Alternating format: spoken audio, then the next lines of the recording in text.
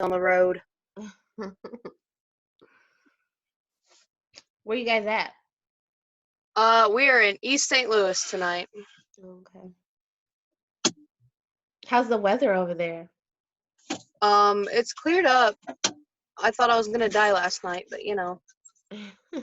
Was it stormy? It was, and the winds were blowing really hard. Shook the truck, and it scared me, you know. Yeah, I heard about that that tornado that happened in the middle of the night the other day. That was crazy. Yeah, in Nashville. Yeah, you guys are probably getting like the effects of that. Well, we were up in northern Ohio, so. Oh, okay. Yeah. Yeah, I was thinking about those truckers out there. I'm like, I know they're scared. I know they're scared. I would have been scared to death. That had been in a tornado. The Western Express terminal that's in Nashville was completely destroyed. So I imagine some of those truck drivers are probably having some issues at the moment. Yeah. Anyway, so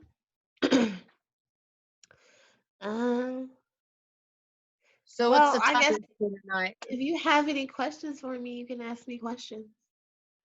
I don't know who else is gonna get in here. Am I the only one in here right now? Yeah, you're the only one right now. Oh. Yeah. I think this is the first in it's kind of early. It's kind of early because it doesn't start till 8, so it's actually kind of early. Are you in Eastern time? Yeah. Okay. I am not. Oh, okay. I'm in Central time right now. Yeah. So it's like 6:57 there. Yep, sure is. We left Eastern time earlier today, thank goodness. I kind of like being on Eastern time though. Well, see, we both live in Central time, so switching to Eastern time, we lose an hour of sleep most nights. Gotcha. Going out west, it's like falling asleep at 4 o'clock in the afternoon. Oh, looks like Calvin just got on here.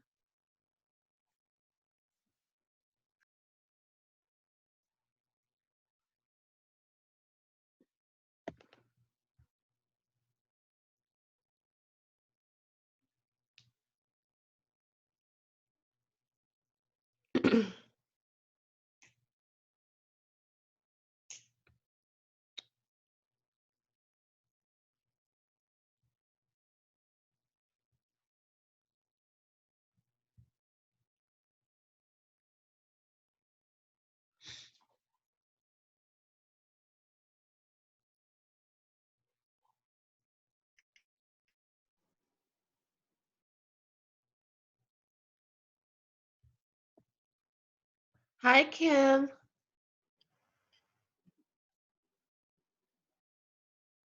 I wonder if she can hear me. Can you hear me? Yeah, I hear you. Okay. You'll do well tonight. Okay. You will do well. Thank you. I have to give you 90% of the credit for even teaching me how to use Zoom, because I would not be here tonight if you did not show me how to use this thing. Oh, girl, no problem. It's trial and error. If you don't use it every day, once you get back on it, you got to figure it out again. But it's trial and error.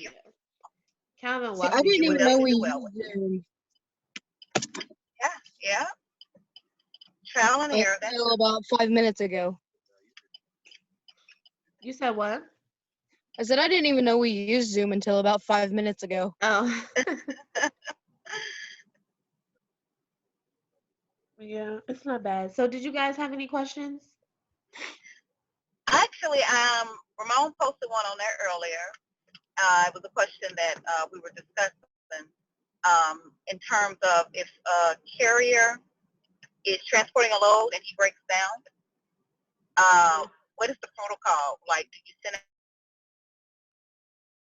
pick that load up? You know, like any. like it's the same day where they can't get it repaired the same day, and say he doesn't want to stay with the load, that type of thing. So like, for me, I would say that you could help him. You want to help him like find a way to get towed to a yard or something. If he's gonna drop the load, then you're gonna have to wait for the broker to come recover it.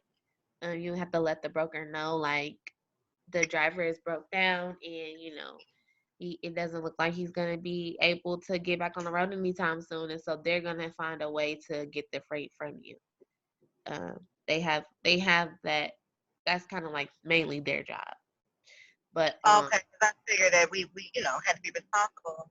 No, you're not. You're not really responsible. What it does, if a driver goes mechanical, you really can't hold that against a driver. What they will be upset about is if you don't communicate with them and you don't let them know what's going on. But as long as you know, like, okay, we're broke down, we probably won't be, on the road again for another 2 days, then they're gonna find someone to come get the freight. Okay. With that being said, so does the driver not get anything for transporting even for a short distance, or ever, how far he's gone? No. Yeah, no, he won't get paid. He won't get paid, and he's gonna have to pay for the repairs all out of pocket. So, the only way. Sometimes, like, if you tell them, you might be able to get away with telling the broker, like, we're on the side of the highway, and the driver doesn't have any money for a tow truck. They might advance money to him, but they're still gonna bill him later on, and he's gonna have to pay for it. So, like, the broker might help you out and, get you a way to, like, get a tow truck to, like, the nearest yard or whatever, but the broker is still going to just bill you later. Right, because as an independent owner, they're supposed to have roadside assistance with their truck. Right. Yeah, they are. But some drivers, I've had situations where some drivers will try to like be like, "Oh, I don't know what to do," When I was a booking agent, when I was brokering freight, I ran into situations like that where we did have to, I guess, help the drivers out in a sense, But for the most part, yeah, it is the driver's responsibility. But yeah. Anyway, so any other questions?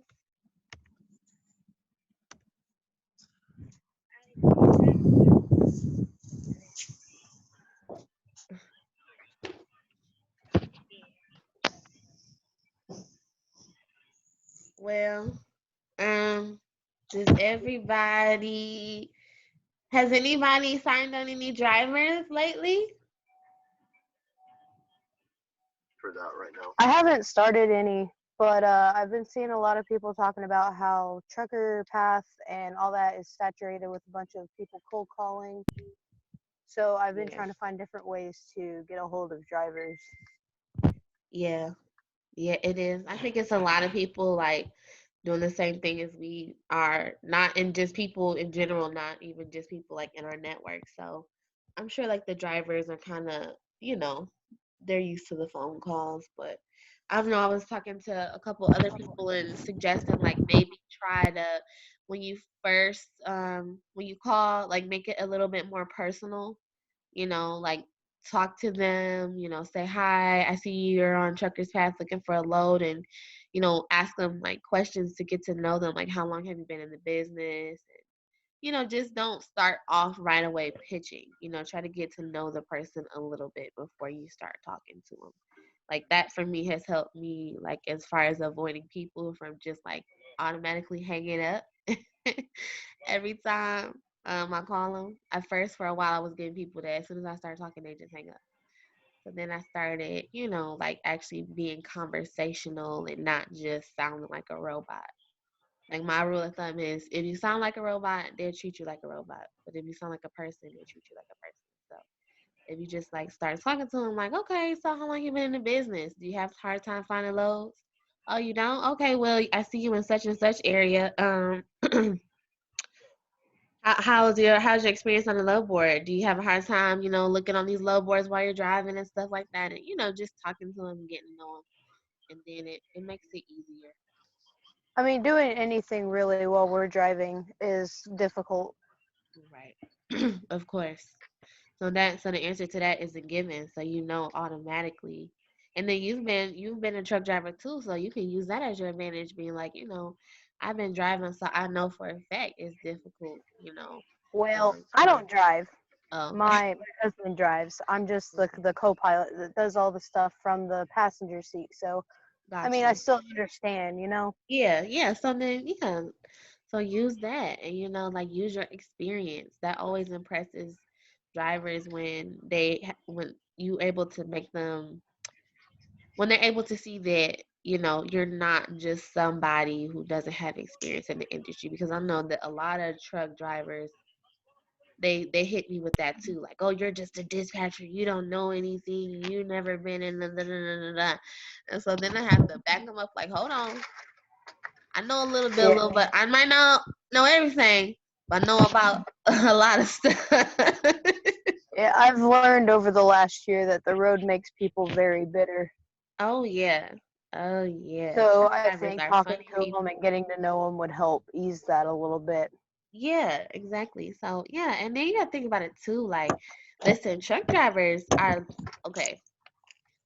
Just in my experience, truck drivers they want somebody to talk to. So if you get on the phone and you start having conversations with these people, they will talk to you. If you just get on the phone and start talking to these people, they will talk to you, and then you can ease into the pitch. Because truck drivers, I mean, I've been working, like, in trucking for a few years, and I've come to the realization that they want a friend, you know what I'm saying? So sometimes they'll just, Most definitely.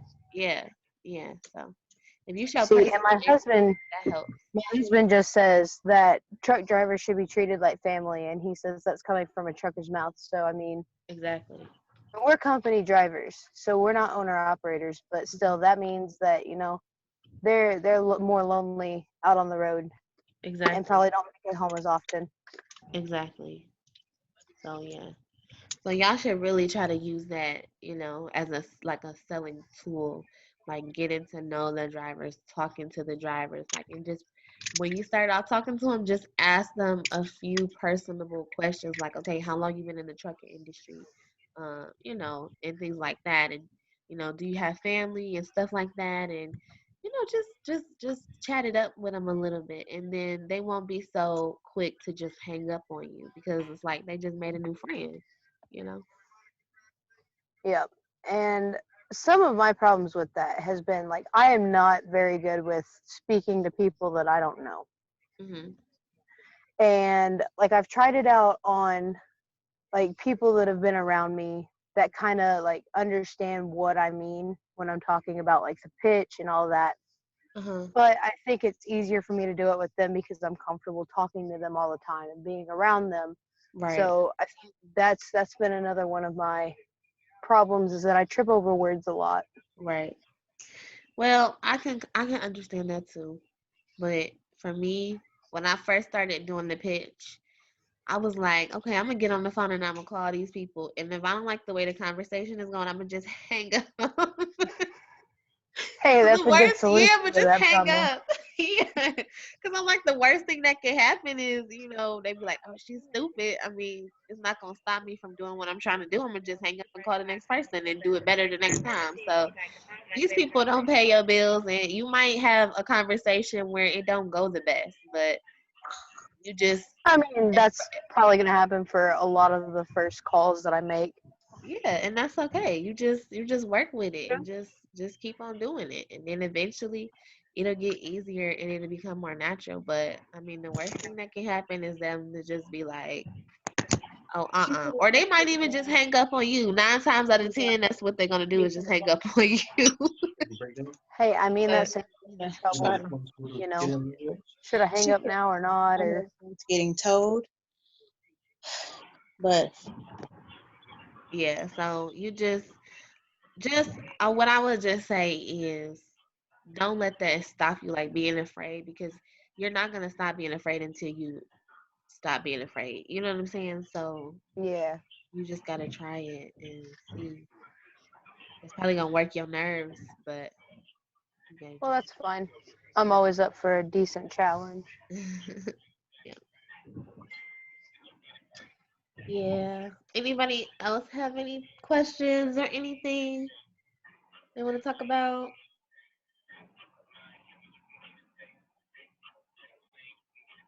Everybody's so quiet.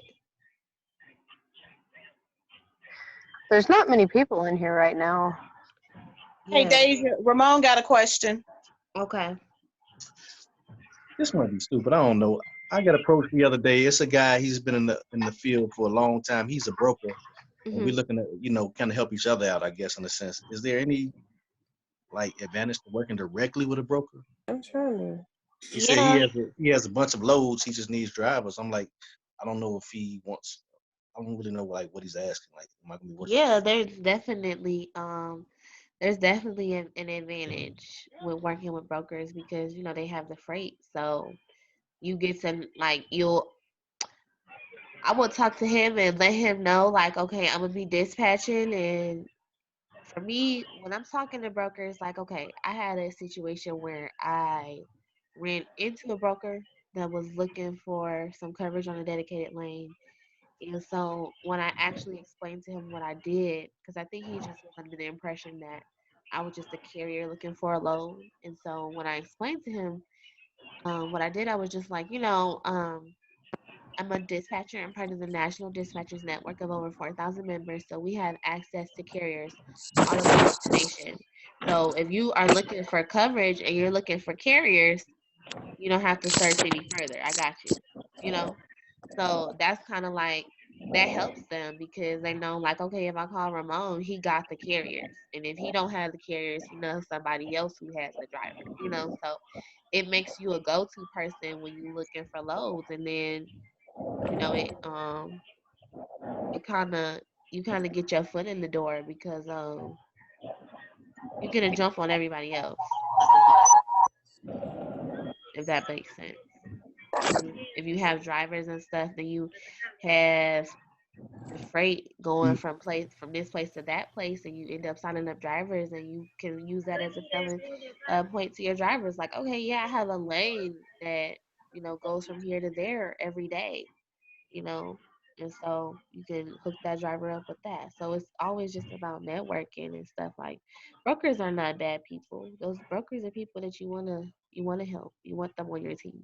You really want brokers to see they need you. Really, brokers need us more than we need them.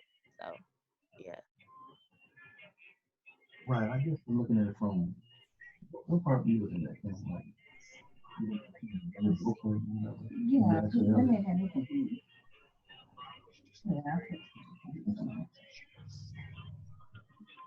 Anyways, so yeah.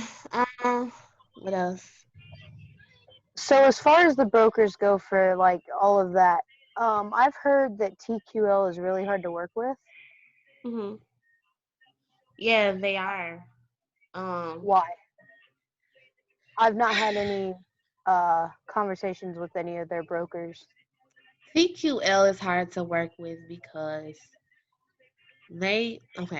from my experience, um, they hire anybody to me. They just hire anybody. You don't have to have experience. You don't have to know anything about trucking. You just have to be able to be a salesperson. So they just hire salespeople, really. And they have such a big company that is growing and growing and growing, and they're growing the company off of people who don't know anything about the industry. And so sometimes it's hard because the brokers they don't always know what they're talking about.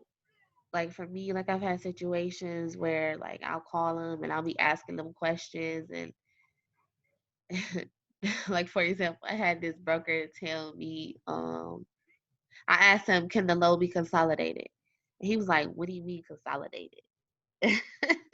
And I was like, as in, can it can some of the freight be put, another freight from another load be put on that truck? He was like, I don't understand what you're saying. And I'm like, how do you not understand what I'm saying? This is something that happens all the time. So everybody in that company is not educated.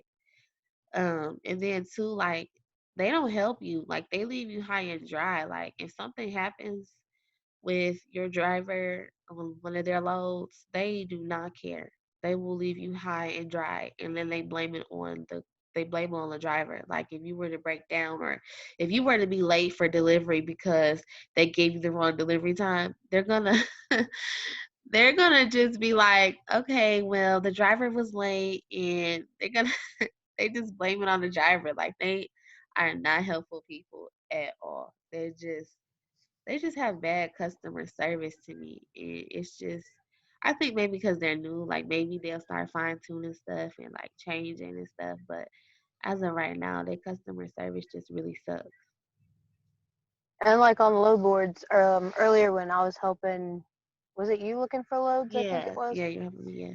And they posted different loads that showed different places, and then you called and they were all going to the same place. Yeah, yeah. A lot of brokers do that though. That's not just a TQL thing. A lot of brokers do that. So like, I honestly like, it is kind of annoying, but it happens all the time. It really Like, does. is it different parts of a load going to different places, or? No, it's all the same load. They're just trying to put it in different locations so that, they can get multiple people calling on it. And like, okay, let's say you put in there, okay, this is their logic as the broker, this is their logic. Okay, most of these drivers only want 50 miles a day ahead. So when I post my load, they're not going to see it. Because let's say you're looking for a load coming out of Dallas, Texas, and you say 50 miles a day ahead out of Dallas, Texas. You're not going to see their load if it's coming out of Houston? Because I think Houston, well, no, Houston might be in 50 miles, but you're not going to see their load if it's coming out of El Paso. So they'll post all these loads. They'll post all these loads coming out of all these different cities, and it's actually the same load. And so then when you call them and you're asking about those loads, you find out that those were all the same load.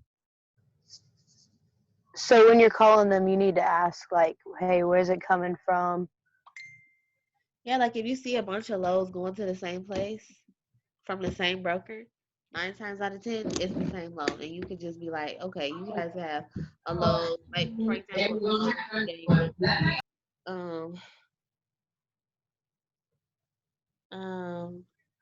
the load that you gave me was coming, like, I can't even remember the cities, but you could just ask, like, I see you guys have 3 loads posted going to this same place in California. Is that all the same load? And 9 times out of 10, it'll all be the same load. Which it's kind of annoying because it's kind of like a waste of your time if you sit up and you start calling on all of them, which I've done that before, get caught up in that. And what happens is I'll call on the load, and then I'll hang up, and I find out that I can't do it, and then I'll hang up, and I'll be like, oh, they were just posted another load coming and going to that same city, and then I'll call back, and then like, oh yeah, that was the same load. So it does end up being a waste of time sometimes, but you just gotta look out for it because it happens all the time. Okay. And like when you're calling them, do you just call them and be like, I've got a driver interested in this load going to this place, and then ask them all the details about it? Yeah, so when you call them, they're probably gonna ask you for your MC. A lot of brokers are getting into the habit of they don't even want to talk to you until they know if they're gonna work with you. So have your MC handy, and you just say, hey, my name is so and so. I'm calling about the load you have posted going from here to here. And then they'll just start rattling off all the details. Okay. Yeah. Okay, Dave. Yes. Primary work duties for a broker. They can post loads and they can also dispatch. Is that correct? Yes, pretty much. Now, okay. to me, if you're a good broker, you should never ever have to call carriers. You should never have to. All you should have to do is post your loads and have the carriers call you. That is ideally what a broker should be doing. And sometimes brokers will call um, carriers and look for carriers to cover their loads, but that's because they can't find anybody to do it. They can't find anybody to do it because it's either in a really bad place or they're lowballing it and they only want 50 cents a mile for it and nobody wants to do it. But Deja, is it Sherry? Isn't that illegal for a broker to find their own carrier? No. It's No. not. Oh, okay. Yeah, a broker can find their own carriers. Yeah, they can do that. Okay. But you shouldn't have to. As a broker, you shouldn't have to find your own carriers. You should just be able to have the freight. I mean, I feel like it, as a broker, the carrier should really just be coming to you for the most part. But yeah, it's not illegal to look for carriers because what they're doing is they're looking for carriers that they can work with, and they're usually looking for carriers with more than one truck and stuff like that, so that they can let their customers know, like, hey, I got all these carriers that I work with. I got this carrier, I got that carrier, I got this carrier, I got that carrier. So, a lot of times they do look for carriers to work with. But it's only illegal if the broker is getting paid by the carrier and the shipper. So a broker cannot receive payment from the shipper and the carrier. They cannot charge someone for dispatching services because Yes, that's exactly what I was sorry. okay, yeah. They're already getting paid from the customer. So yeah, they can't charge for that. Okay, can you repeat that one more time? I couldn't hear because it was a background going on. I'm sorry. She was saying, like, is it illegal for a broker to look for carriers? And so I was saying that it's only illegal if the broker is getting paid by the carrier and the shipper. So they can have, like, let's say they have carriers and the carriers are looking for loads. These are carriers that they usually work with. They just don't have any work for these carriers right now. They can help that carrier find a load, but they just can't get paid from the carrier for that load if because they're already getting paid from the customer. They can't charge the carrier and the customer. That's illegal. So Okay, got it. Thank you. yeah, I used to do that. When I was a booking agent, I used to have to help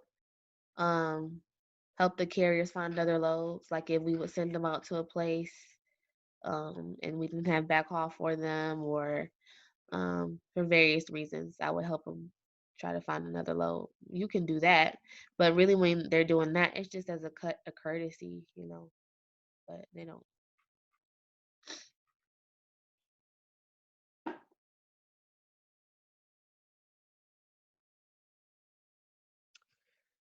So, any other questions?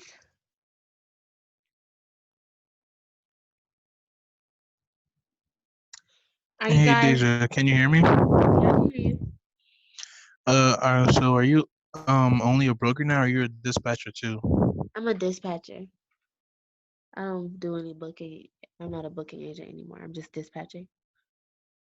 Oh, okay. How many carriers do you have, or how many people do you dispatch for?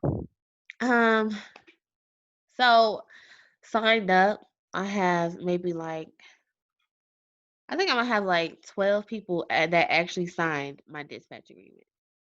However, I have carriers that either one, they're difficult, or two, um, they have equipment that I'm really trying not to work with anymore. Like when I first started, I signed on a lot of hot shots and stuff like that, and so now I'm kind of staying away from that. But as of right now, I only have like three good trucks that I can actually do something with.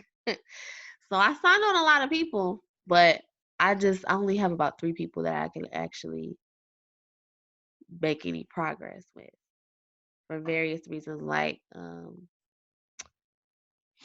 I was telling some other people in the group, like, it's hard because I have so many people that I want to help, like so many drivers that I have signed on, but I don't have time to look for loads for them. Like I had a box truck the other day in Colorado, and it's not that I can't find a load, it's just that I don't have time to sit there and stare at the load boards looking for a load coming out of Colorado that fits on a box truck, because I have all these other carriers that I'm trying to dispatch. So I really can only keep up with about 3 of my drivers right now.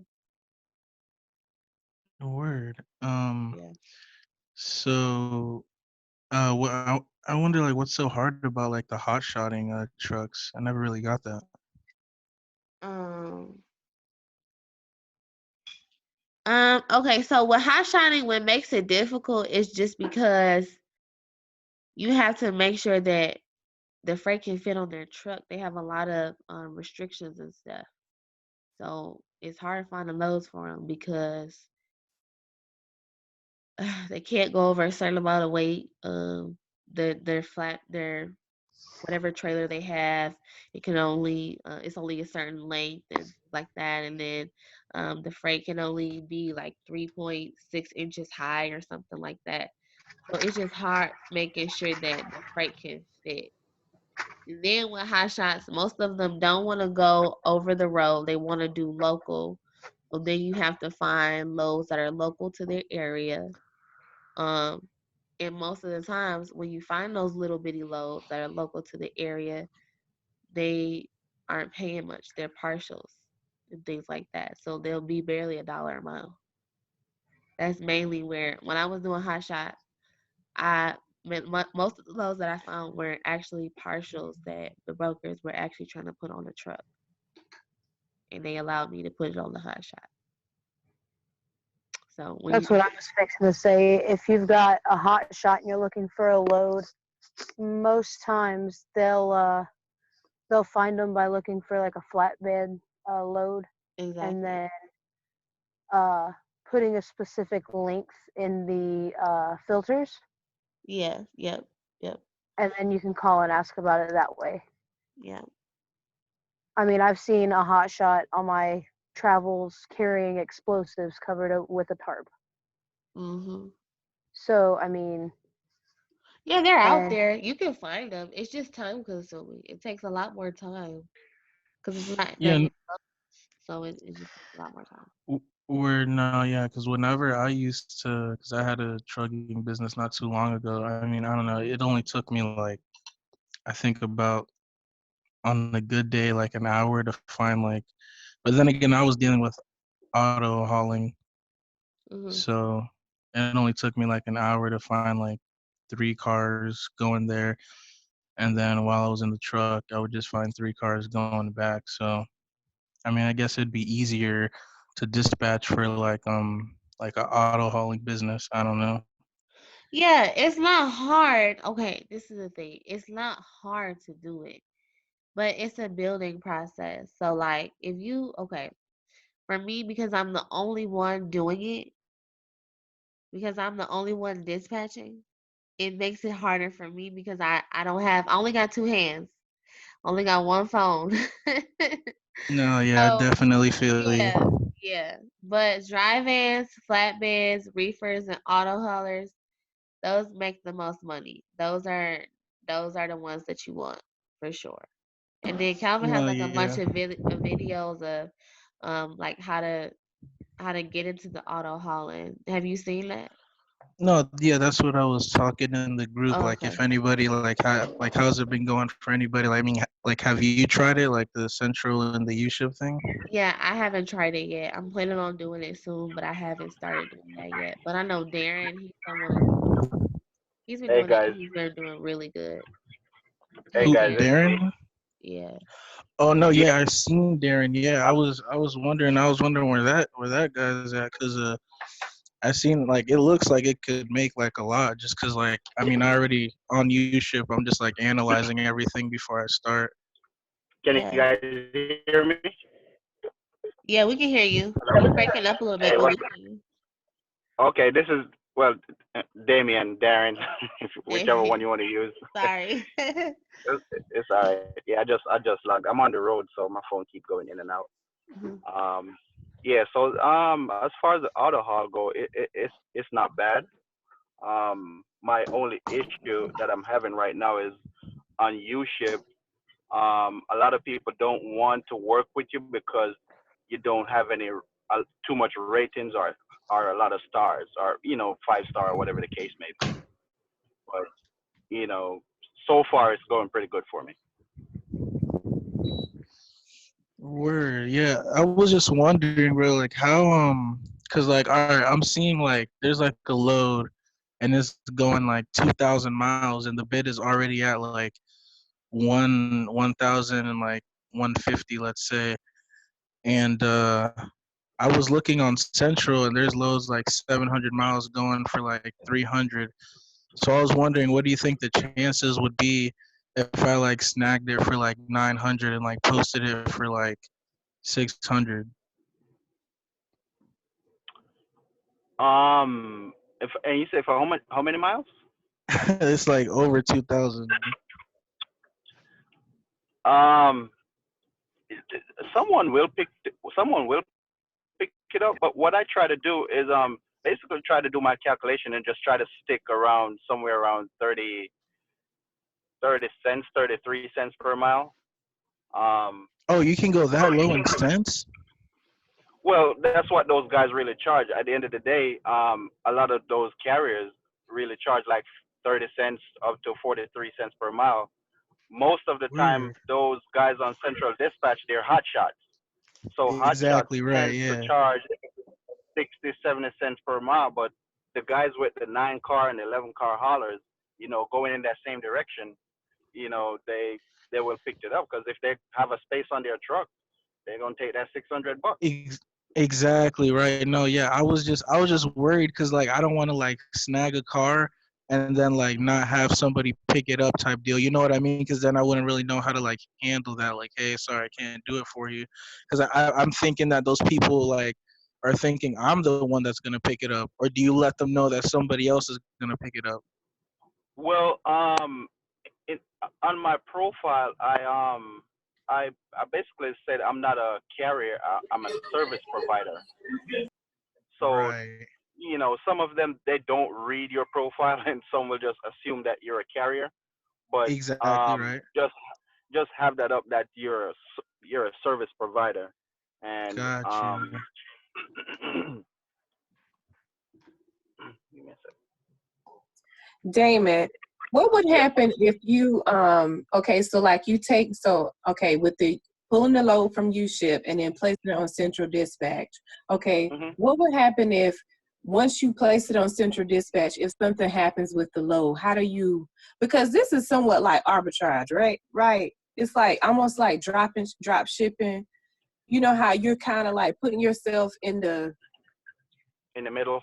In the middle, yeah. So what would happen if something happens with the load and you're kind of playing the middleman? That's one thing I'm concerned about. You mean as far as a car being damaged? Yes. Exactly right. Well, the carrier. The carrier is responsible for, because the carrier, his insurance is the one that covers the car. I know, but like in the sense of when you take the load on U-Ship with, I mean, basically saying to the person who has, put the car or who needs it shipped, that you're taking it on as you're basically acting as a carrier on U-Ship, correct? No, you're not. You're not acting as a carrier because you set up your profile as a service provider. So you provide not on Central Dispatch, but on U-Ship. Yeah, on U-Ship, you basically have it in your profile because some people will read your profile and see that you're a service provider. Okay. Yeah, because I have it in mind where I'm not a carrier, I'm a service provider. Right. Okay. No. Okay. So when I signed up, though, I kind of signed up as a carrier just because I already had like an MC number and all that from the trucking business. So even though I signed up as a carrier, could I still just, like you said, put in my profile that I'm not a carrier, I'm a service provider? Will that still work like that? As far as yours, because the thing is, I don't have an MC, so I don't have an MC up there. So once they see an MC, automatically they're thinking that you're in carrier. Yeah. So, and then you gotta remember too, the carrier has insurance. So, if Yes, anything all happens carrier, to and you, I yeah. have it up there. All carrier must have I let the customer know that carriers must have insurance. And then there, Or don't you still send him your dispatch agreement, the carrier, when you find your carrier? no, Oh, No, you you don't? don't have to do that. no, Oh, you okay. don't have to do that. Okay. You don't have to do that because you're posting all those stuff on Central Dispatch. I mean, I have 3 guys today fighting over a load that I have. That's good. Because it's not like you're actually dispatching. You're basically, it's not like you're acting as a dispatcher in that, right? It's almost like you're just like he said, a service provider. right. Yeah, it's almost like acting as Almost a like broker. a broker, right? Yes, correct. Mm-hmm. Okay. Thank you. No, yeah, I'm definitely because I mean, okay, so when you go to submit a quote, right? Damon, you still there? Yeah, I'm here. Okay, so like let's say like the transport time frame, like do you just put it like within the days that they would want it, or do you kind of like push it back a little bit just in case? Well, yeah, some of them have a date that they requested, but the thing is that you want to let these shippers know that you cannot guarantee a pickup date because carriers are always picking up and dropping off. So you will try and do your best to get their vehicle picked up in the time that they requested, but you cannot guarantee them a pickup date. Right. So let's say like this one right here that's going for like 1,150, like the one I was talking about. So like, do you think a good price to try to snag that for would be like 900? How much mile is it? It is exactly 2,738 miles. 2,700. All right, let's call it 2,800 miles, and it's Yeah. posted for $1,000. Right now the lowest quote is 1,150. All right, so what you have to look at, U-Ship is going to charge you a fee. U-Ship fee Yeah, is how 20%. much is that fee? 20%. Word. 20%. So now you're taking 20% from that $1,000. So that would right. so to you that would be $800. So now you have to pay the carrier out of that $800. So 800. Let's say okay, you want to try and pay $650. So 650 divided by what, 2,800 is 23 cents per mile. That one I wouldn't take it because that's not enough money. That's not enough money to pay me and pay the carrier. So I wouldn't even take that. Got you. So Damien, what do you look for in terms of per mile? Do you always look at what it comes to per mile? Not all the time, but I try my best to do so because a lot of carriers, at the end of the day, they still don't want to get paid 23 cents per mile for a car. Unless they're probably pulling a lot of cars. So what I do, I try to stay somewhere around 33 cents per mile, 31 cents per mile. Or another thing that you can do is I go on Central Dispatch and I put the car information in and I could do a price check. And once you do a price check, it show you a list of what truck been getting paid for that route. So it'll show you per car what they're usually getting on that route? Yeah, it'll show you per car what carriers have accepted from brokers or.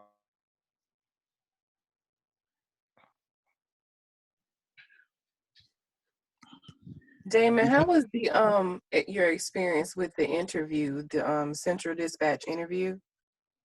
Was it pretty straightforward, or did you even have to do it? You know what? Not really. I was surprised because they asked me about my business and what I do, and that's it.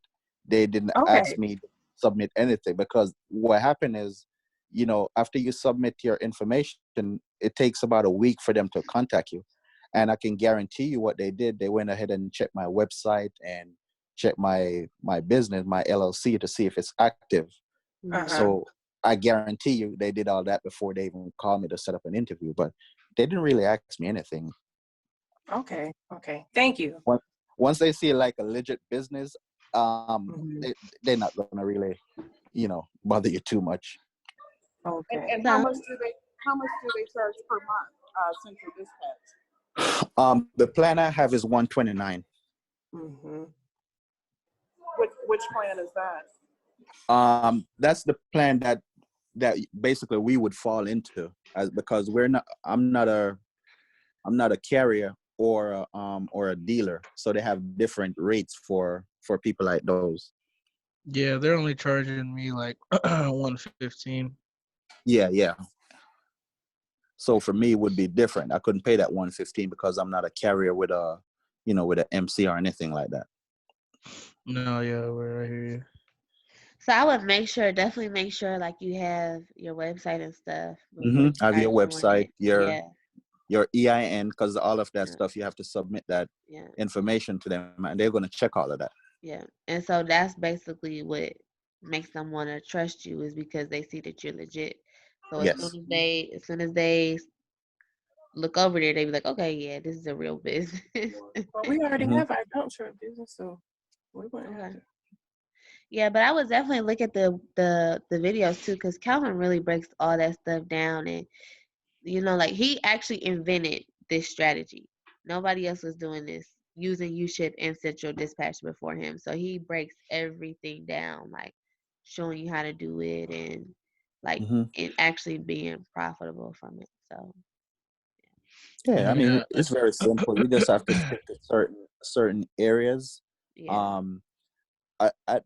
Now Calvin told us that we could, stick to cars that paying at least $1,800, and you could split that in half.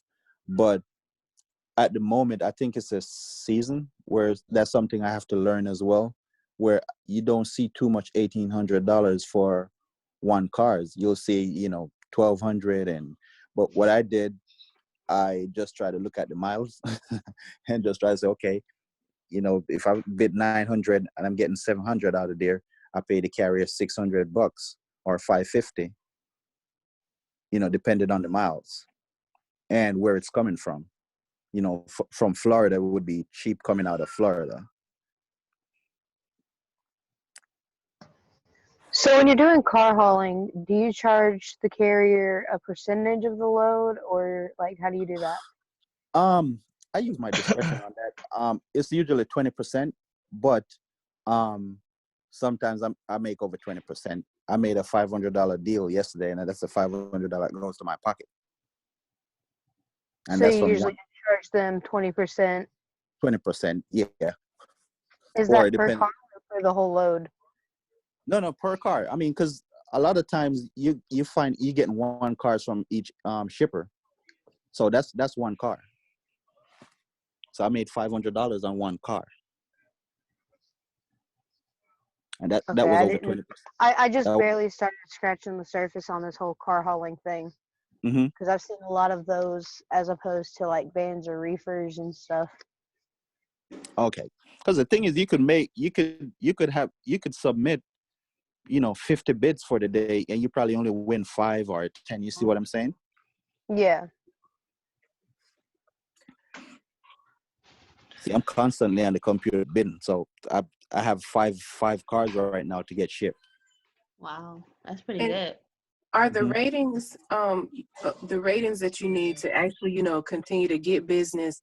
I had seen a video that said that you can even use friends or it doesn't always have to be the business or people you're doing business with to get the ratings so that you can, get more business on Central Dispatch. Have you, found that that's accurate, or do you know to increase the ratings? Your Because the ratings on you Central get on Dispatch. Central Dispatch is from I'm sorry, I rating didn't you hear you. negative or positive. So U-ship is the one that you have to worry about. Okay. Because you get your ratings from the customers, the shipping customers who you get the contract through. And after a contract is completed, I'll say to the customer, thanks for working with you, and I would really appreciate if you could give me a nice comment on the rate, and just move on. If not, if they don't do it, oh well, you can only ask. Because you have guys on there who are brokers, and trust me, I think they hate me right now because they $1,000 and I cut it in half, and all of a sudden now they want to, if I bet 1,000, they bet $999. Want to play the game too? Yeah, like, and they're gonna get the bid because they're well known, Right. So, but it's a building process. Okay.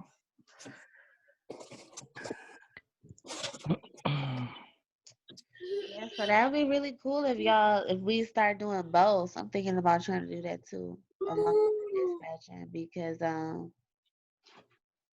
wanna get into 3 that. carriers right now. Huh? I booked for 3 freight carriers right now at the moment. Okay, yeah, that's good. So yeah, definitely get y'all websites and y'all LLCs and stuff, because that definitely matters. It matters. It matters. It does. Yes, it does. Because even besides just auto hauling and stuff like that, when you're talking to brokers, or even like me, I'm starting to call shippers and things like that. It matters because they're gonna look for that. When you start selling your business to people, even drivers, they want to know, like, okay, what type of person is this? Is this just is this one person? Are they professional? Things like that. And the first thing they do is go Google you. That's what we all do in this day and age is go Google. So you want to have a presence on the internet. Makes yourself look more credible. Yeah, where'd you guys go to get your websites? Yeah, what's the best way to set up your website? I use Wix. That's what I've been looking into for mine. Yeah, Wix is pretty cool. I'm just a perfectionist, so I haven't launched mine yet because I want everything to be like just so. But yeah, Wix is so fun. It's easy too. See, I compared between like Wix and GoDaddy and, like website builders. And right now, Wix is looking like it's the best option for a Okay, I website. just heard about Wix. So that's a website builder? Yeah, Yes. so what I did, I actually bought my domain first. I bought my domain from GoDaddy, and then I started with Wix.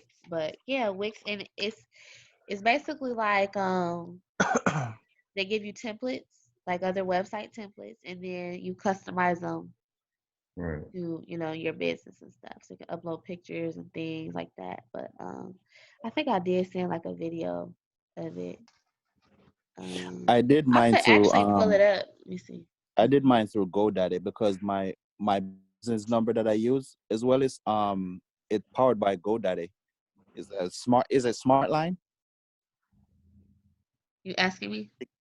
Yeah, smart line is what it called. Okay. That's what I use in my business, and I pay like I think it's $9 a month, $10 a month. Yeah. Yeah. I didn't I don't know. I haven't So used build it, I but didn't. yeah. When I started, I was using Google Voice as a phone number. And then when I got my LLC, I went a step further and got a virtual office. And I can use the office space if a carrier wants to meet or whatever. I also got a phone number, and I have a receptionist that answers the phone and forwards it to anybody in the company. And I only pay like $99 a month for that. That's pretty good. Yeah, that's pretty good. Hold on one second. I'm trying to pull up my website so y'all can see it. I haven't launched it yet, but it's pretty much done. Figure out how to put my dispatch agreement on my website. But All right, that is. let me see. Is there any put like a link for PDF files on there like that? Yeah, you can. Yep. You might have to pay for that though. Like to upgrade it. Trying to figure out how to do that and put like my Square account on there. That way they can just pay me through that if they wanted to, you know? Yeah. Okay, can y'all see? It's loading. Yeah, it's blurry. Starting. Hold on.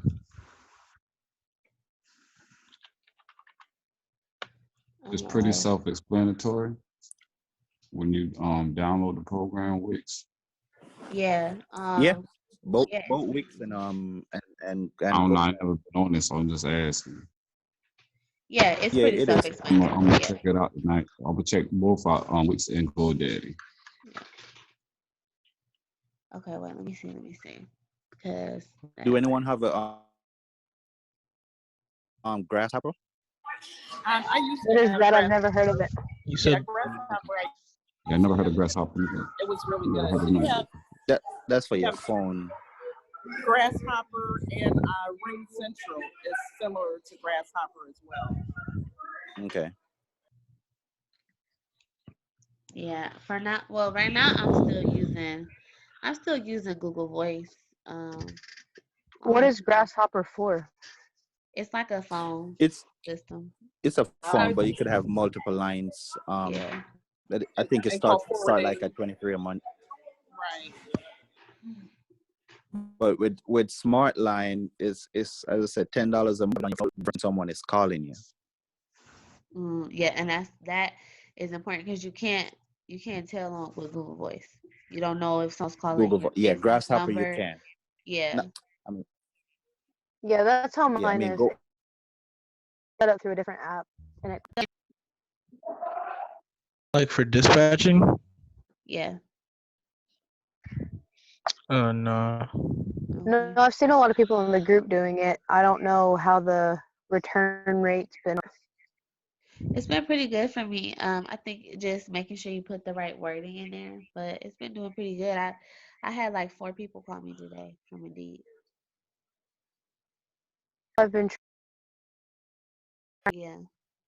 Yeah, Facebook is trying to pretty. get Facebook close is friends and iffy family though. and having them share it. Yeah. You want to be on Facebook because it you to a lot of people, but you just want to do it a certain way. Like to me, I feel like maybe just like how I was doing using this graphic design app that I have and like making ads for my business and then post you know, you want to look professional when you post it on Facebook because advertising on Facebook and it just don't be it be looking crazy and then the people would be in the comments going See, off I've on been you. using Canva to make like. Yeah, that's what I used to. Yep, that's exactly what I use. Ignore those people. It's always something negative. Everywhere, no matter where. Right, exactly. Well, let me see. Yeah.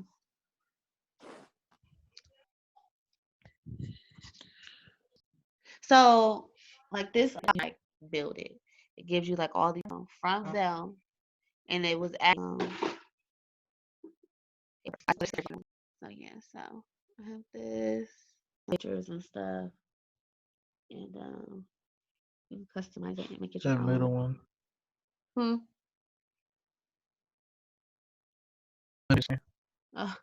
The one with the guy. The dude that was smiling, yeah. Yeah.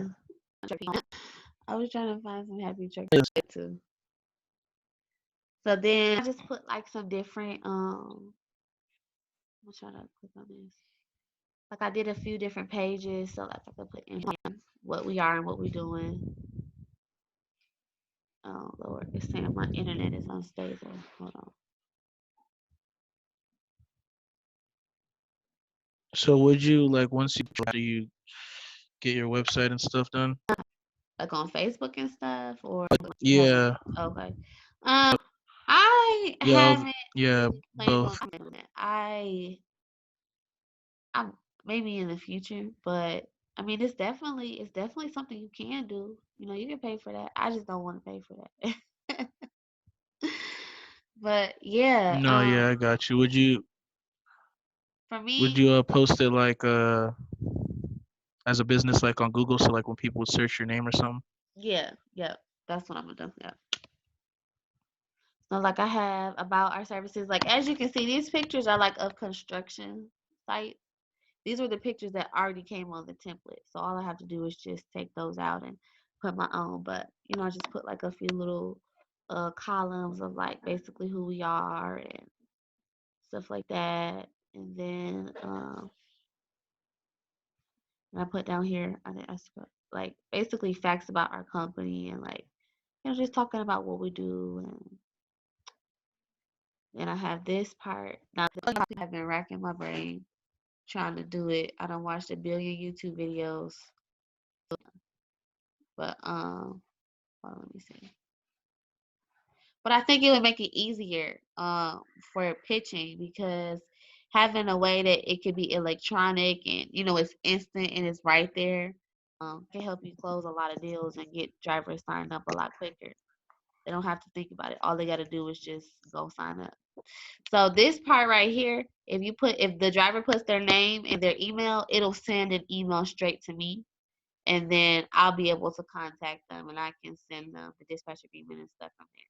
So I put this box right here so like, you know, they can give me their information. The people that visit my website if they're interested in my business, they have a way to like, you know, contact me and stuff.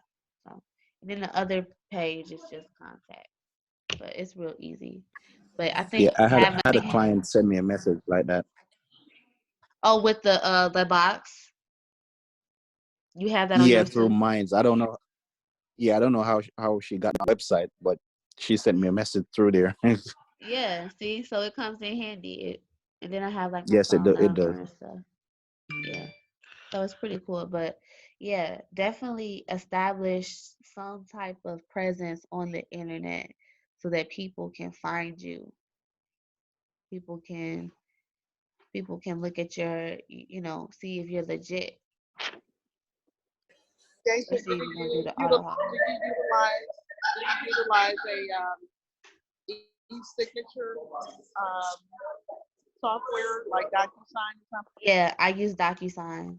I use DocuSign, and I love DocuSign. It's super easy, super, super easy. Somebody was asking me to show them how to use DocuSign.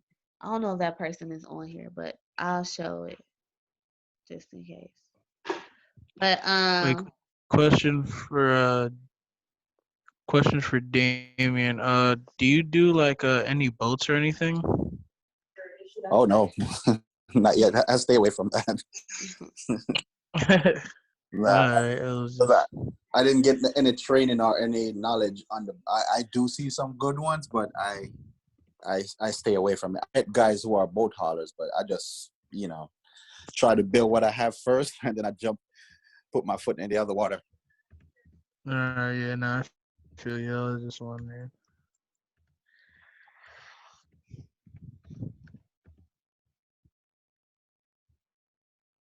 yeah, let me see. So with DocuSign, all you basically do is you just have it. Let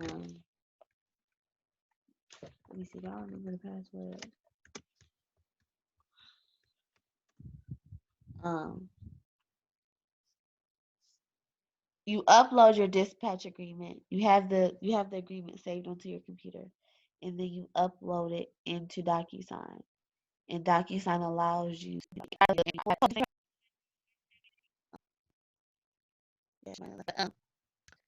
many trainers and stuff in there specifically to do that. So that's not that big a deal. Dispatch agreement, and I want to send it to somebody. All I have to do is hit start now.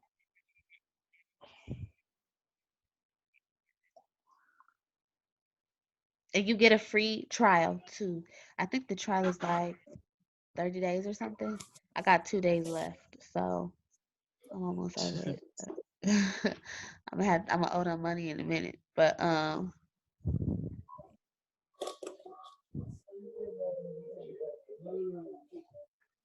What I do, I save on my computer the dispatch agreement in a Word document and PDF, and I send both to the carrier, and they'll either print it or do whatever they do with it and send it right back to me. I have a free DocuSign on my phone. I don't pay for it. I try not to pay for everything. So Right. so that's how I send my dispatch agreement to the carriers. I don't have DocuSign. Yeah, So and they get it back to you. So yeah. so it's like y'all would be surprised. Y'all thinking like, we gotta have a way to do it electronically. It's not that big a deal. A lot of drivers have the things in their truck that they need to sign documents. They have all the stuff, like by law they have to carry copies of their MC authority, their W-9, and certain things in their car with them at all times. And so they know that if they're doing business, they have to send those documents, they got to find a way to get it to you. So they're already prepared to have to do that. I even had a lady, I sent her the DocuSign link.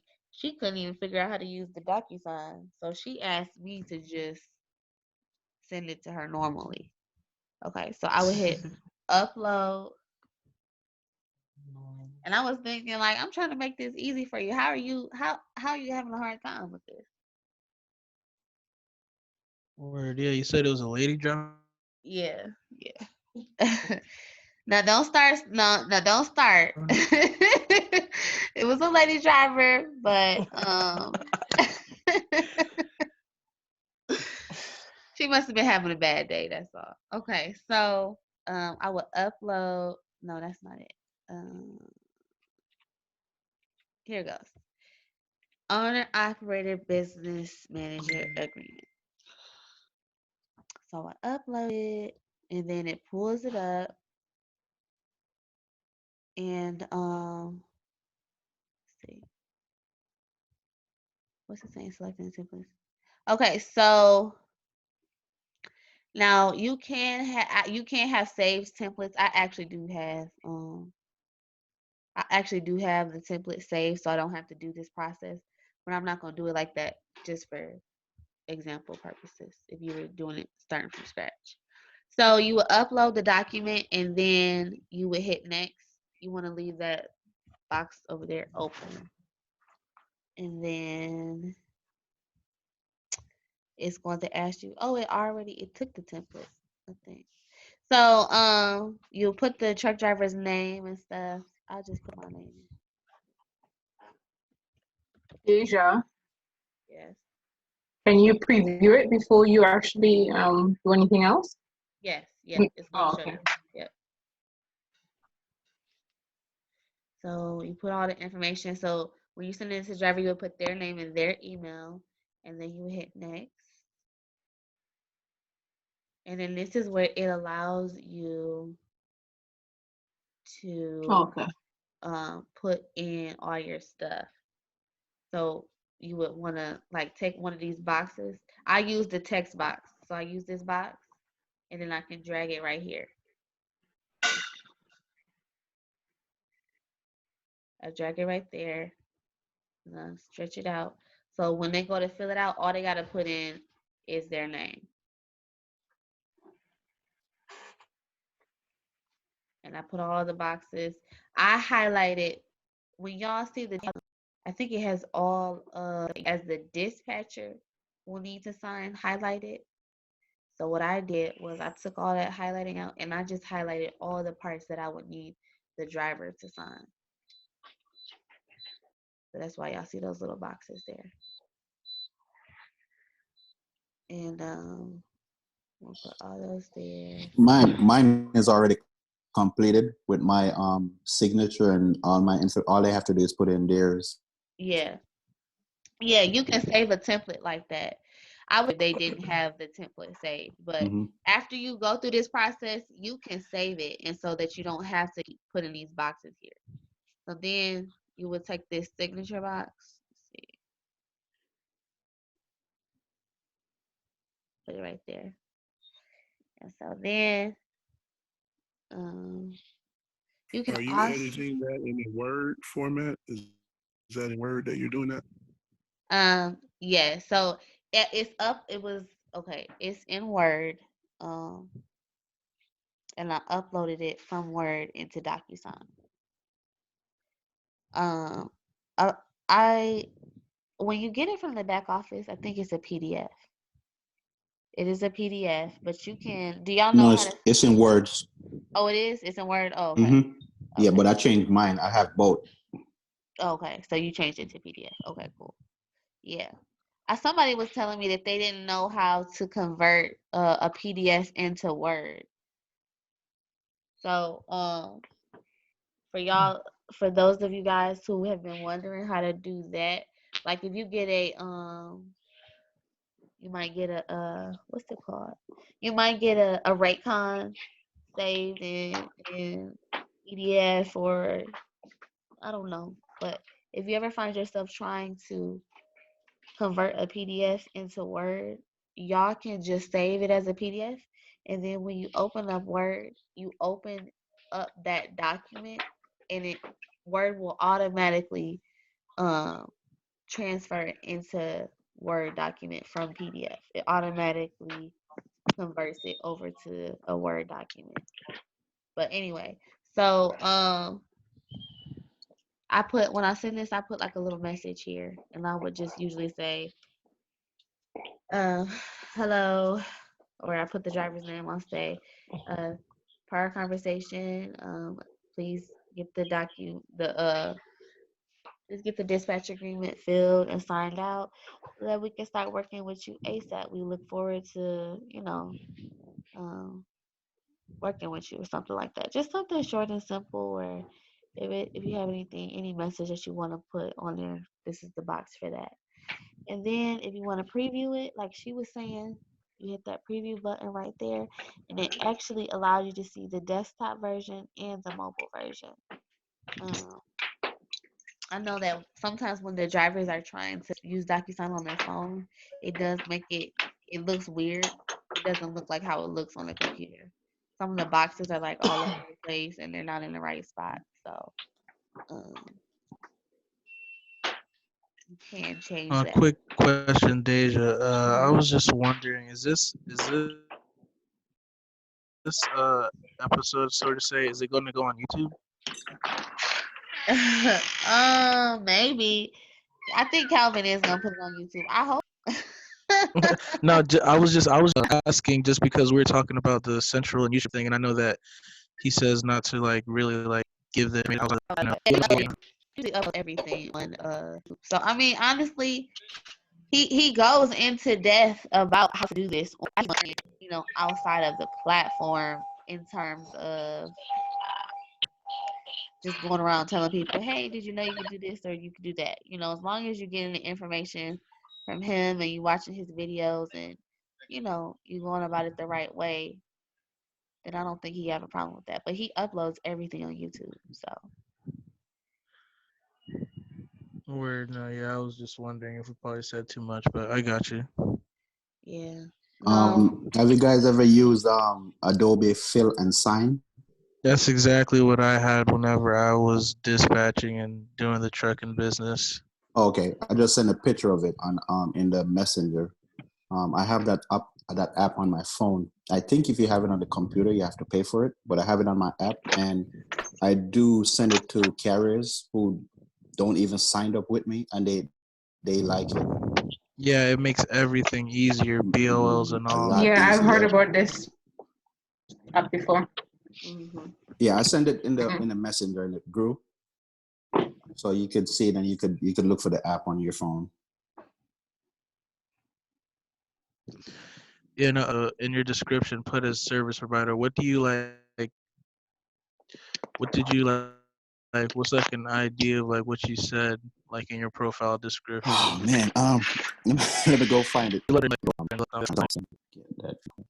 I know about that. Just kind of pause your little thing going on there. No, I mean, that was pretty much it. Send from there, and it goes right over to him. It's real simple. It's really. I'll look for you. Just hit me up, messenger. Feel me? No problem. I'm the little like SpongeBob profile pic guys. I got a Facebook thing use it, and then I found out that I'd be using it for the group chat, so I'm gonna have to fix it up here soon.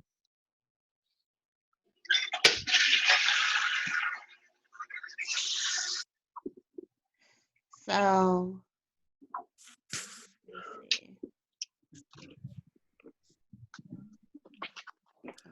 All right, so you said when guys you're gonna be sending a link for the Adobe sign? Yeah. It's already in the chat. Yeah, well, it's not a link that I sent. It was a picture of how the app looks. So you could search for it. Not sure Is that in the if Google I Play can. Store? Yeah, Google, Yeah, it is. or if you have Apple. What's the name of it? Adobe. Adobe. Adobe Fill and Sign. Adobe Fill and Sign? Yeah. Okay.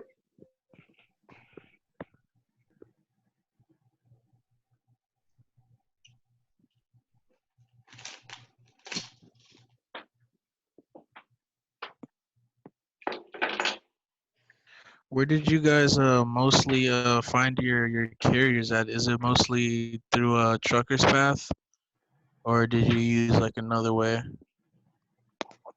Mainly for me, Trucker's Path. Trucker's Path was the easiest for me.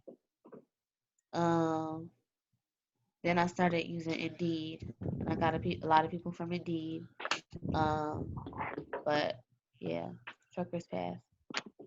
With Trucker's Path, did you just use the brokers and look up the carriers? Yep. Okay. And did you go straight with the pitch? Like as soon as they answered, did you just go with the pitch, or do you kind of like start with like a little small talk? Yeah, I start with some small talk. Definitely start with some small talk because, like I was just telling Dakota earlier, if you start talking, if you call them and you start talking like a robot, they're gonna treat you like a robot. They probably just gonna hang up on you. If you start calling and you didn't even ask them for the name, you didn't ask them what you're doing, you know, they're gonna just hang up on you because it's just a sales pitch, and they're probably getting a billion of these calls. We're not the only people doing this. Our platform is probably not the only people teaching people to go to Trucker's Path and call those people. So yeah, think about they're probably hearing this stuff all the time. Every time they get on Trucker's Path to look for a load, they probably get a call from somebody who's trying to dispatch them. So, but if you call them, so what I do is I call and I'll just be like, hey, how you doing? I see I got your information off of Trucker's Path. It says your name is so and so, and you're with this or that. Are you the owner of the company? And they'll say, yeah, or da da da da, or no, I'm not the owner. I'm just, like, okay, well, I see you on here looking for loads. Do you need help finding a load? And then, they'll either say yes or no. But obviously the answer is yes, because if they logged on a Trucker's Path, they need a load. And so I asked them. With Indeed, how do you find carriers? Yeah. With Indeed, you make a posting. You make a job posting, and they call you. Now, how I put my Google number directly in the posting, so I get people calling me all the time because they see it and they post in the posting, and they just call me right away. The thing about Indeed though is you want to specify in the posting that you are a dispatcher, because you don't want a billion people calling you who are not looking for dispatching services, because that gets frustrating. I did that in the beginning, and I had people calling me who just wanted to be a truck driver.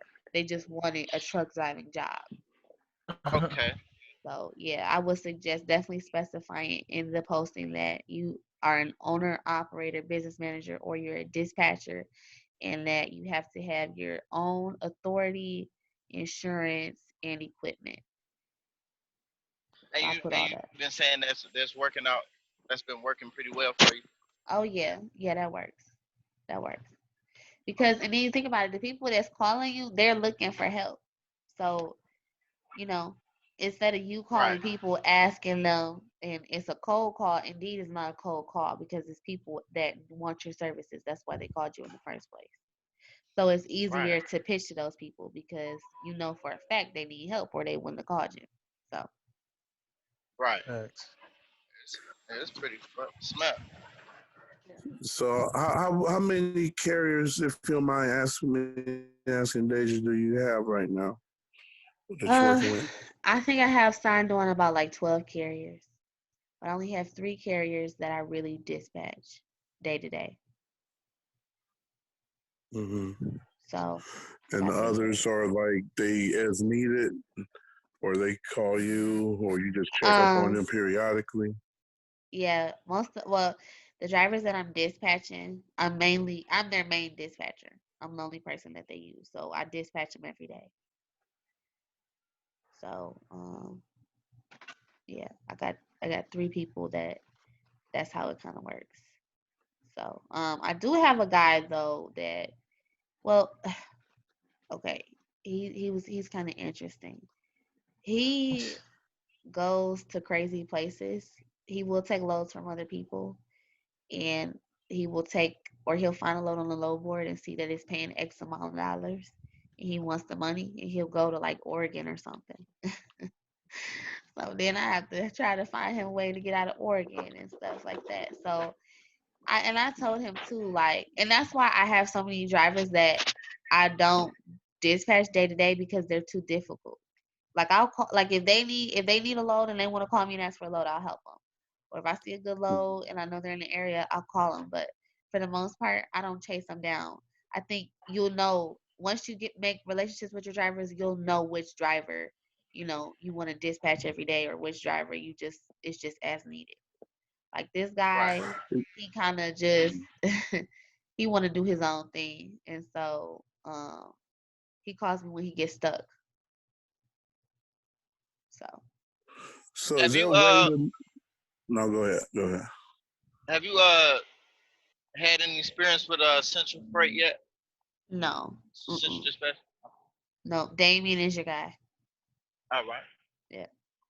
Daja, I know that you're like really good with signing up the carriers, and I did see someone mention it would be really great if somehow we could get maybe a recording of you or someone actually doing the call as part of the training. I think that would be great for new people to be able to actually hear a real live recorded call of you doing your pitch. Yeah, I wouldn't mind that. If y'all want to do that, I can do that. I think that was what I really was thinking about too in the beginning, like actually like seeing how the stuff goes down, and like especially with the USIP and Central. But I'm glad like we get to like talk and call and stuff. Yeah, I think that really helps out a Calvin lot. has 2 videos where he actually calls a driver and pitches them. Did y'all hear those? Really? Yeah, he got 2 videos. I did not see or know about that. Yeah, I had it's one titled The Pitch. That one, I think it's in the How To series. Yeah, it's called The Pitch, and then there's another one that is a lot older that he did, and I really like that one because on that one the guy actually gave him a really hard time. But Calvin, he was saying that he doesn't start selling to people until they hang up the phone, and that's kind of what helped me to close on drivers too. Is just to not stop convincing them that they need me. No, So yeah, I seen a couple interesting ones. I think he did like a little like I forgot how you call it, but like a scenario or whatever, and the guy was like acting as like a trucker, and he just like kept going and going. Like, yeah, I think that one was pretty interesting. yeah, that's what helped me is watching those, and that one where the driver, I mean, because he was telling him like he was basically like shutting him down. Everything he said, he just told him no, no, no, no, no. And so that is what helped me. That's what got me started. That's what gave me the determination that I don't care what these drivers say, they signing up. Period. So yeah, we can do that. Or if y'all want to like, practice with me, we can practice. Or if y'all ever need help, y'all know y'all can ask me. I don't care. But yeah, so I would definitely say look at those because those are really, really good examples. Really, really good. I had driver cussing me out, and after a few minutes, we start talking real good. Yeah.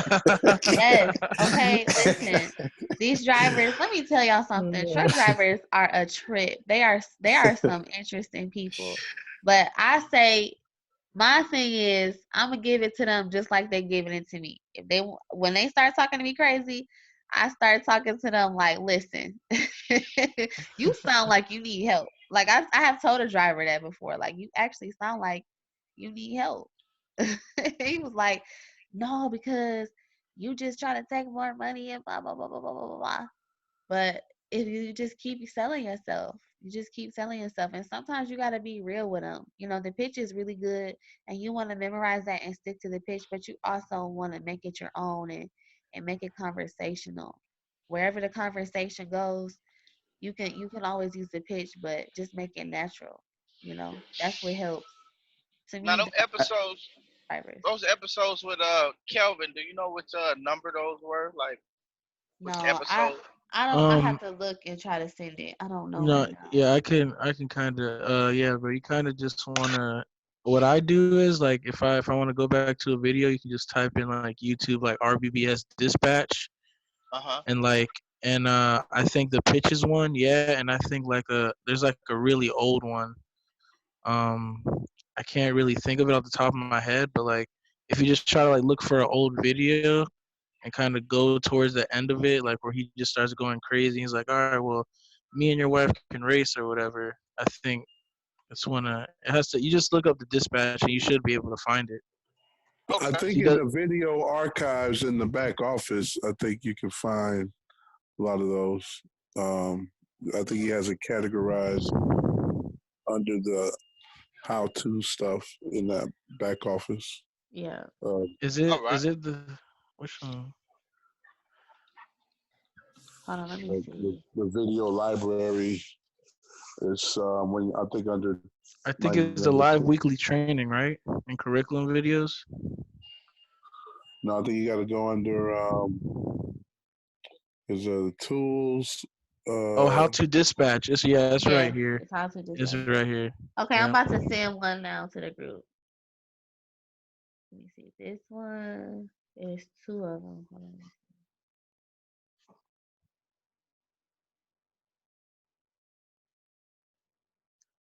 Hello, everyone. I just joined. Sorry, I'm late. It's okay. What happened to Calvin? Is he okay? He was having a migraine. Oh, yesterday too, or just today? Yeah, I think that's what I think he's been having it since yesterday. That's why he canceled yesterday. Yeah, I think Okay. he posted it on Facebook, like migraine suck or something. Yeah, wish you the best. Yeah. Yeah, you kind of sound like him, to be honest, man.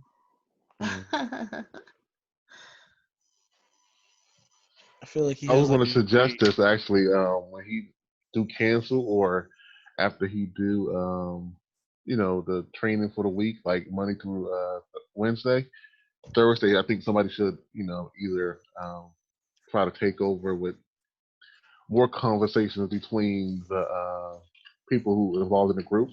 Yeah, the peers. Yeah. Yeah, like you doing nowadays, which is good. Yeah. So I think that's awesome. Thank you. Hmm. Okay, I think this is it. The other one. Okay. Copy this one. So the second one, this one I'm about to send right now, this is my favorite one.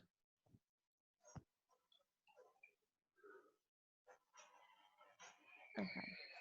But yeah, I would suggest that y'all really make Indeed posts. Indeed posts, it is really cool. What are you talking about now, Daja? Because D-post? we were talking about pitching and getting the drivers, and I was saying the Indeed post really help because they call you. Okay. So Yeah, that's the first time I heard of that. Would you be able to do that nationwide instead of just in your city? yeah, it has an option where you can make it remote.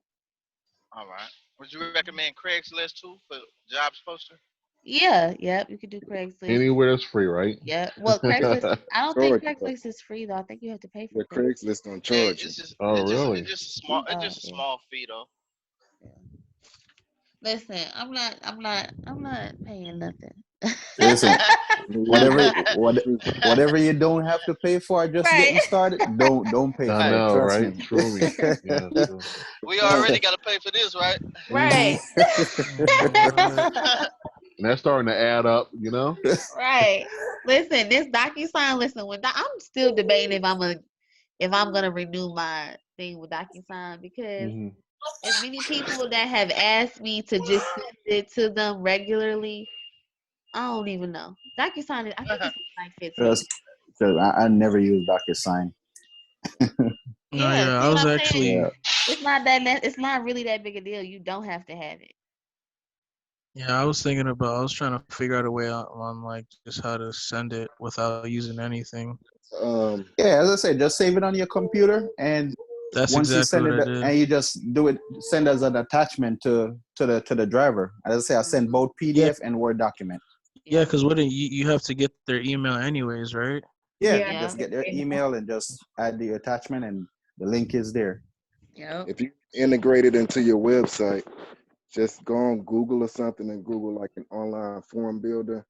The ones I know about right now are JotForm and Zoho Forms. Zoho is like a part of Google, and just go online and build you a form and integrate it into your website like a hyperlink or embed it or something. Oh, okay, yeah, that's what I need to do.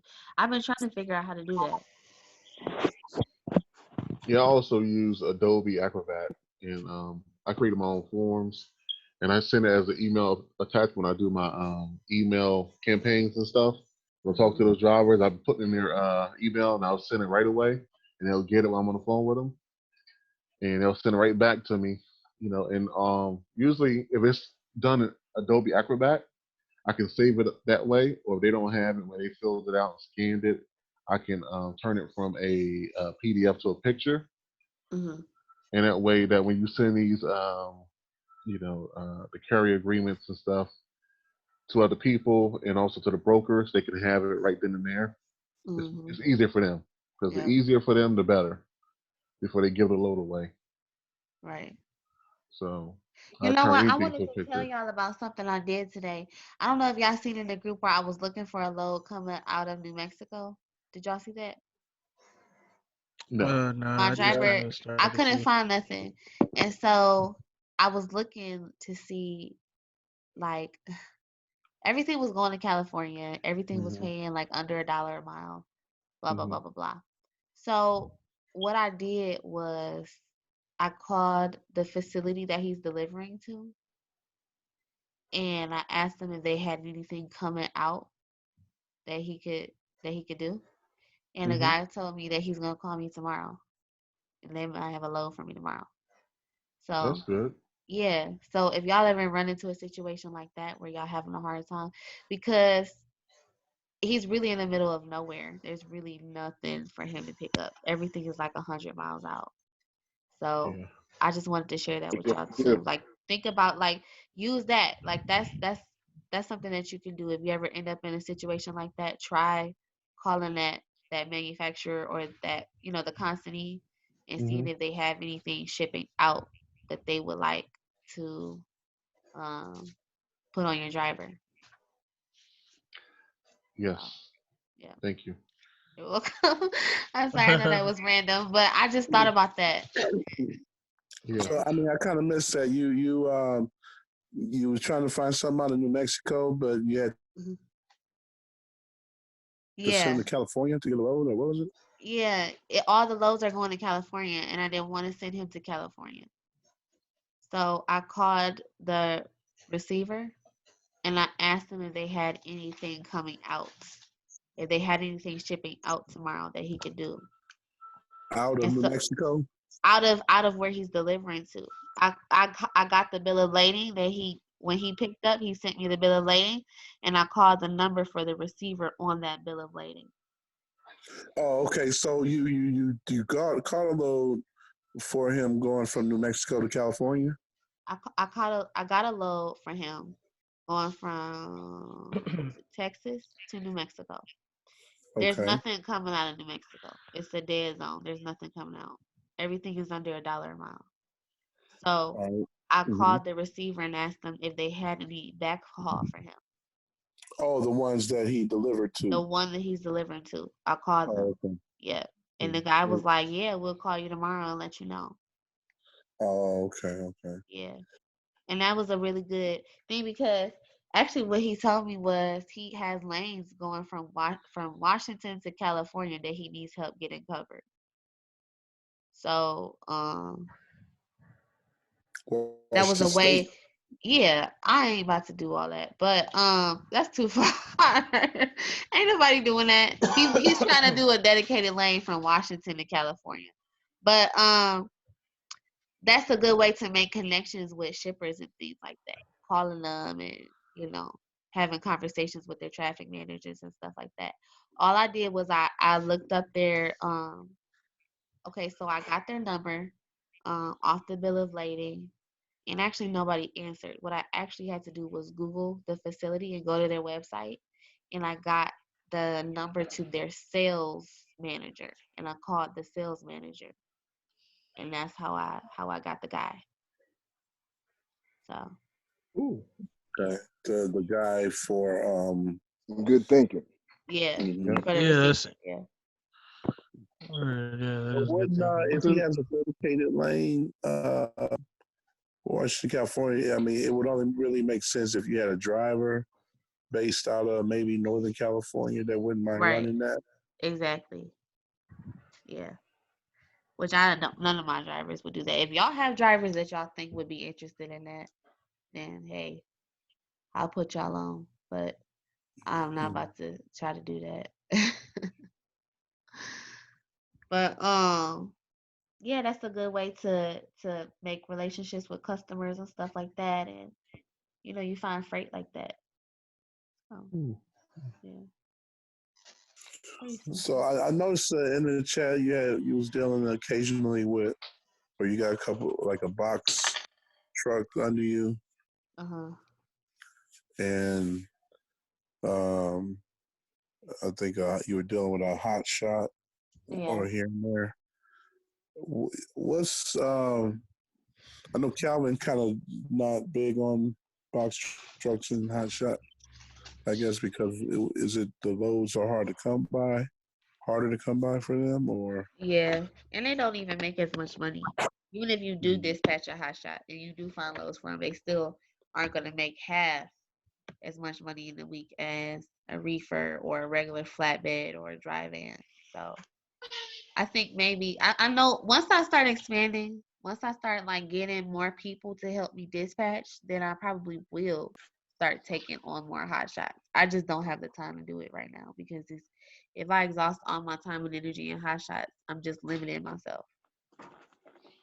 I think if you want to do hot shots and box trucks and stuff like that, a good video to watch would be I think it's called dedicated lanes, a dedicated freight that Calvin did. And you can use those strategies because it's the same strategies. Hot shot and box trucks is basically courier drivers. So you linking up with businesses in the city or local businesses and just hooking up and selling yourself, selling your carriers. Exactly. Well, I deal with hot shots every day.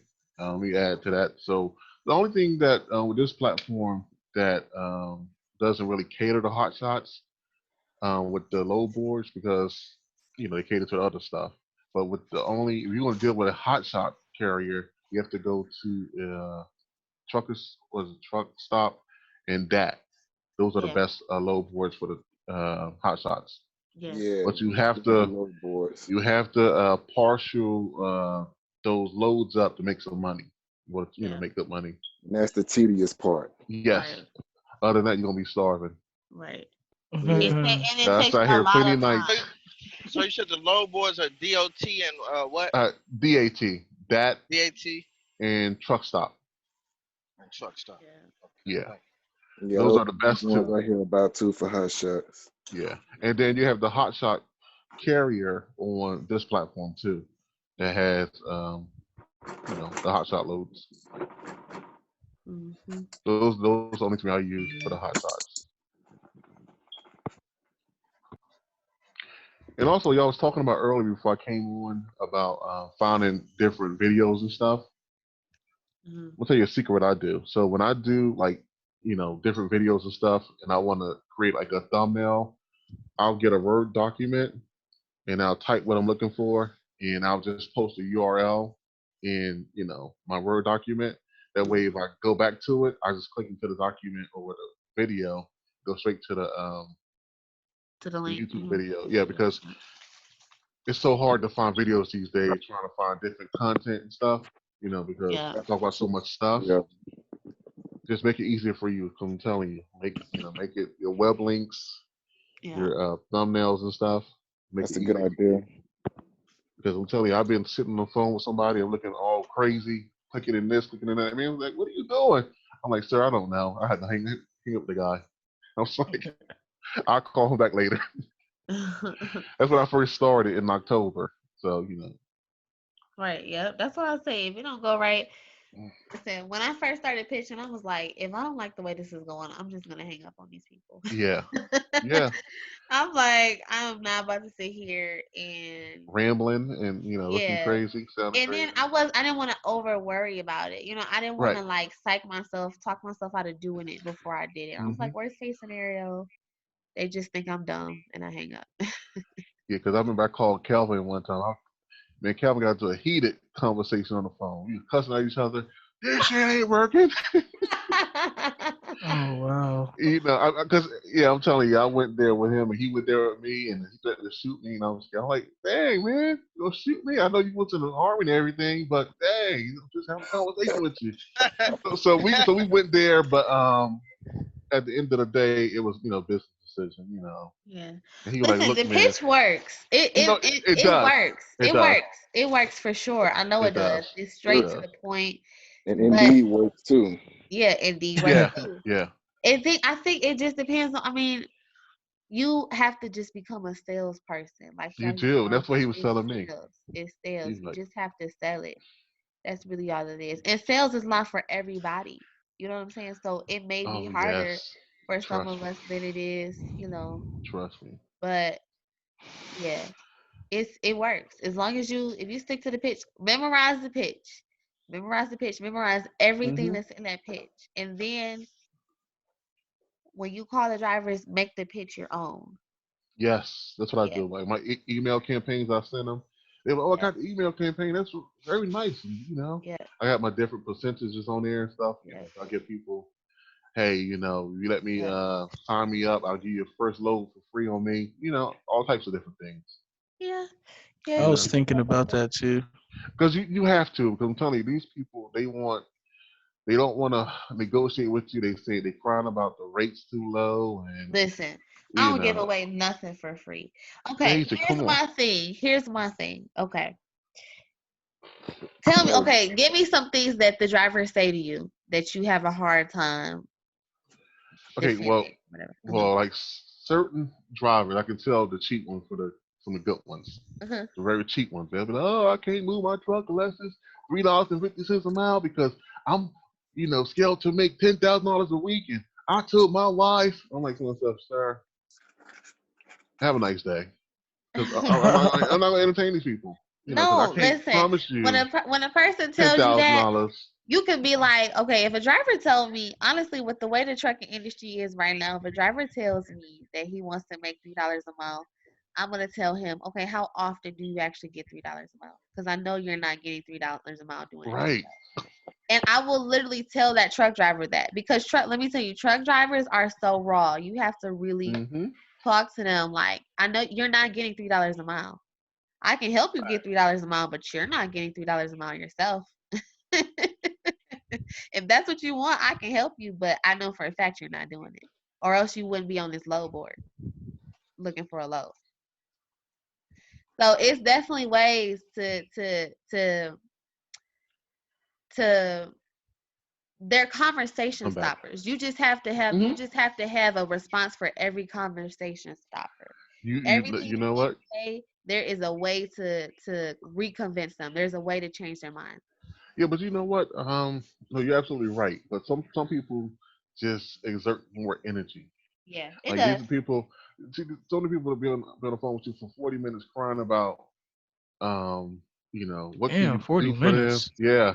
I'm like, when I first started out, this guy was crying about the rates, and I'm like saying, I can do this, I can do that. I'm looking on the board and stuff, and he was like, I want more money than that. I said, click. Look, I can't be dealing with people like this because I know that if I deal with him now, as trying to get him to sign on with me, he's only gonna be problems in the future. Right. You Well, know. as his dispatch, but this is the thing. Dispatching, that's what your job is to help him make more money. So basically, if he's telling you that he wants to make more money, that's perfect for you. Okay, you want to make more money, I'll help you make more money. Yeah, sign on that a dispatcher's agreement. Right, Yeah, but right. You want to make more money, sign my agreement. yes, but in the real world, like the real world, sometimes you can't find those rates that they're looking for, and then you look stupid. You know, Part of to me. the pitch is you don't call him if you don't have what he wants. Right. So he's not bothered. He can go Oh make no, I know. $60 for the day. Yeah, true. And But then you got to you keep know, in mind too. Listen, the same lows that you're looking at is the same lows that everybody else is looking at. Exactly. So if you know that it's not $3 a mile in his area, everybody knows it's not $3 a mile in his area. He can tell you what he wants all day long, but if it's not there, what he wants you to do. Right. All you can do is do your best, and that's exactly what I would tell him. I'm gonna do my best. And drivers then know that. don't try to promise them. Okay, I know this is not in the pitch, but I tell them that I can help them make $3 a mile average for the week. You may not get $3 a mile every day, but for the week you'll get $3 a mile. So I don't look at it by each load, because every load is not going to be paying the money that you want. It's not, you're not going to find the perfect load every single time. Some loads are probably going to be paying a little less than you want, but you got to do what you got to do. You just got to make money. You got to stop. These drivers need to stop saying what they want and just get what they can get.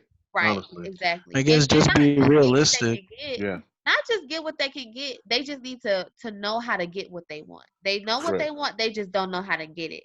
So I'm not saying that drivers need to settle for these low rates. No, because you can't function with this low rate. You just need to use the strategies that your dispatcher is gonna give you to help you make the money. Your dispatcher knows how to work the load boards and how to work these brokers and how to work with shippers to help you get money. I know you want more money, but you don't know how to get more money. I know how to get more money. That's why you need to sign with me, because you don't know what you're doing. That's why you're struggling. And that's exactly what you tell the driver. You don't know what you're doing. Right. They think they do. And that's like what Calvin showed in that example of the short runs, how, you show them how to get more money per week. And, it's going to be more money in their pocket at the end of the day, because in their mind, like a lot of the industry is, they think they got to do these long coast to coast runs or cross country runs in order to get, decent money. Right. But we can show them how to get those short runs. They can actually have more money in their pocket and more time, less downtime, less fuel, Yeah, so it's a lot of things that you can do to help them make money. Truck drivers are not business people. They're not business minded. So they really don't think outside of the box. So that is why they need a dispatcher. A lot of them don't. Some of them do, but a lot of them don't. That's why they need us, because we think outside of the box. My driver would have never thought to call that receiver and ask them if they have loads coming out. He would have never thought of that. Right. I'm offended. I've been driving truck for 2 years. Oh, well, I said some of them are. And he uses his brain pretty well. Okay. Let me retract that statement. Some of them are not. Wait. Unmute that. Yeah. No, he got to give you a hard time. Okay. I apologize. Let me apologize to all truckers all over the world. Y'all are amazing and intelligent, and y'all are the smartest people on this planet. I like the way Calvin put it one time though. He was like, can you book load for yourself and drive at the same time? It's like you can't do it. So it's like, while you being preoccupied trying to book load, you want to be able to just focus on driving and let somebody else handle some of the details. So I guess he's trying to create peace of mind for them without. And the reason why I say truckers are not business people is this. So when I was a broker, when I was a booking agent, I worked directly with customers, and I worked with plant managers of like the major automotive companies, so like GM, Ford, Nissan, and things like that. So their main concern is customer service and communication and things like that. And that is why a lot of shippers and manufacturers work with brokers, because those people can assure them that they're going to get the customer service that they want. But to a truck driver, they really don't want people calling them all day. They don't want this, they don't want that, they don't want this, they don't want that. So when I say they're not business people, I think if a lot of truck drivers just thought outside the box and said, okay, let me just start making connections with these shippers, it would make it a lot easier, and they would be able to secure freight for themselves. So that's why I say they're not business people, because they're not looking, they're not looking outside the box. If you live in Houston, Texas, and you go and you pick up this load in Houston, Texas, and you see this load almost every day on the load board, you're not thinking to call those people and ask them, can you be their main person? So that's why I said that. But right, I think most drivers, they just want to concentrate on driving as long as they stay booked. Yep. And just drive and get their money. I think that probably. So it's a hell of a task to drive that big old truck all day. Right. So that's why they need us. What? Exactly. That's why they need us. Yeah, I mean, I drove the truck, and I'm not gonna lie, I don't know how in the world I would be able to book loads and drive the truck. That shit is right. That's not an easy task. Well, I think I'm about to go to bed. I don't know about y'all. Y'all don't gotta go home. Y'all don't gotta lead alive. But Get up out of here, right? I'm about to go home. Y'all can stay here and chit chat if you want to. Where you guys out of, Daja? Huh? You out of California? No, Michigan. Detroit, Michigan. Okay. Detroit. Yeah. Your time difference is different from mine. Mine's going 9:52. Yeah. East Coast. Good job. Good Well, job. we'll talk again, people. Yes. Yeah, I was wondering when this was gonna end. Yeah. This why all the videos be 2 hours long, and y'all be like, "Oh my god, the video is 2 hours long." Mm-hmm. Now you know why. Have a good night. Peace. All right. Good night, Okay. people. Take care. All right. Good night, everybody. Peace out. Good night. All right, cool. All right, good night. Good night. Let me see.